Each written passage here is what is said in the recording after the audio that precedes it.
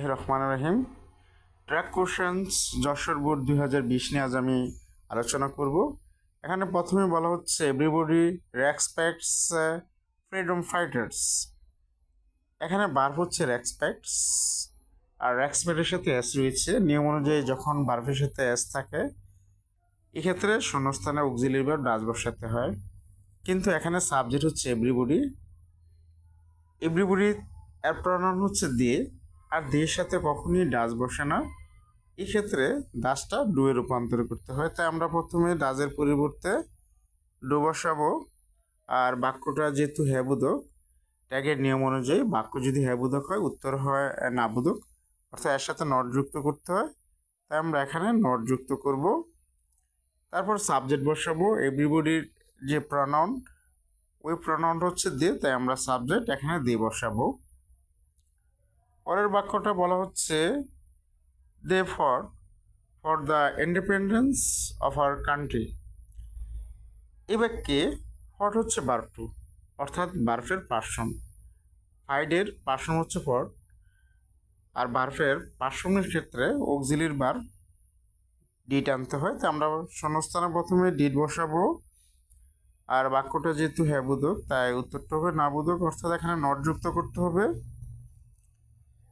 তারপর সাবজেক্ট বসাবো। এখানে সাবজেক্ট হচ্ছে দে, তাই ট্যাগের যে সাবজেক্ট বসবে ওই সাবজেক্টটা দিয়ে বসাতে হবে, তাই আমরা এখানে দিয়ে বসাবো। পরের বাক্যটা বলা হচ্ছে their sacrifice has given us freedom in every spheres of life. এই বাক্যে সাহায্যকারী ভার্ব হচ্ছে হ্যাজ, তাই প্রথমে শূন্যস্থান আমরা ওই অক্সিলারিটা বসাবো, হ্যাজটা বসাবো। আর বাক্যটা যেহেতু হ্যাবোধক, এই জন্য হ্যাজের সাথে নট যুক্ত করব। শেষে আমরা সাবজেক্ট বসাবো। এখানে সাবজেক্ট হচ্ছে দেয়ার স্যাক্রিফাইস, আর স্যাক্রিফাইসের নাউনের শেষে সি রয়েছে, আর কোনো নাউনের শেষে যখন সি থাকে এক্ষেত্রে এর প্রনাউন হয় ইট। এই জন্য আমরা এখানে সাবজেক্ট কি বসাবো, ইট বসাবো। তারপরের যে বাক্যটা, ওই বাক্যটা হচ্ছে বলা হচ্ছে their names are written in golden letters.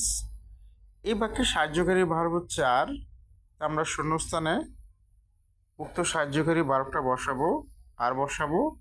তারপর দেখবো বাক্যটা হ্যাবোধক নাকি নাবোধক। বাক্যটা হ্যাবোধক, কারণ এখানে নাবোধক কোনো শব্দ নেই, এই জন্য এর সাথে নট যুক্ত করতে হবে।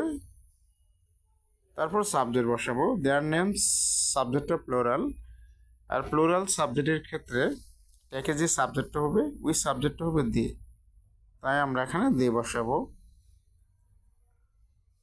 পরের বাক্যটা বলা হচ্ছে we should never forget them.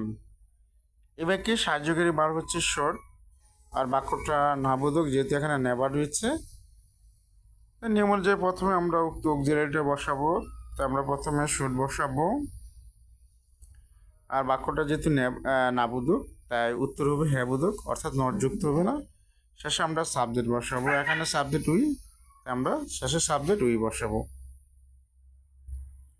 আজ এই পর্যন্তই। সবাই ভালো থেকো। আসসালামু আলাইকুম।